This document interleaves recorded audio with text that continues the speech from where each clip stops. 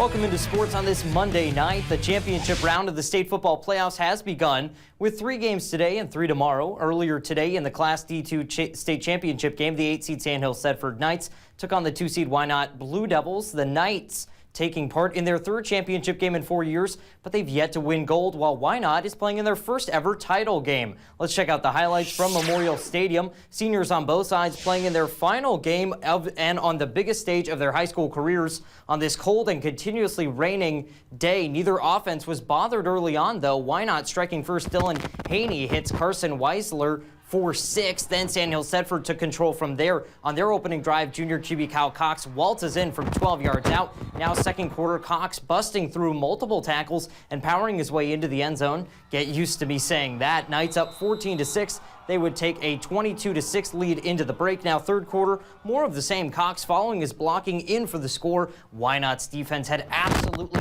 no answers as Cox continued to pile up the yardage and scores. But the Blue Devils offense did show some fight. Kason Cook diving in for the TD to cut it back to a 2-possession game. But that's the closest they'd get it in the third. Cox patiently picking his way into the end zone. He finished with 486 rushing yards. Now in the 4th time about to expire, the Knights go for one more. Cox bulldozes his way in for his 6th touchdown. Sandhills-Thedford defeat Wynot 50-12. The Knights, who had lost in the state title game back-to-back times in 2020 and 2021, are now the 2023 Class D2 state football champions, the first ever state title for Sandhills-Thedford.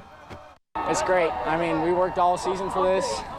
Number 17, I don't even know what to say. It's just speechless. I don't think it's set in yet, honestly. I don't know. It's crazy. This is what we work for all year long in the summer, weight room and everything. This is awesome. Well, I come from a small community, me and Kyle do, and they sent us off with this giant send-off, and we don't have a very big town, but they all came together just for us, and I feel like the pride there is just unmatched, and I know that they're going to be talking about this for years to come.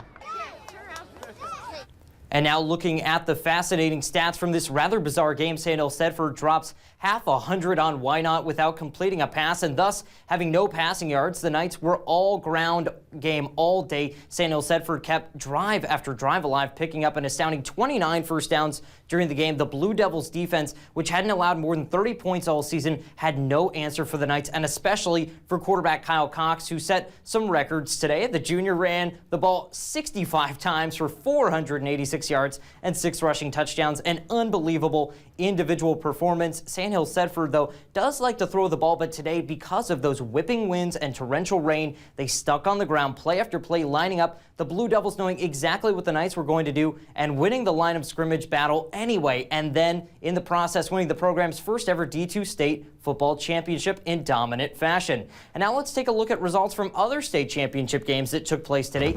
In the early game, D1 top seed Stanton bests EMF 42-36 as the Mustangs win the title. Then in the late game, Bennington shuts out Omaha Skutt 21-0. Badgers have now won back-to-back Class B football championships.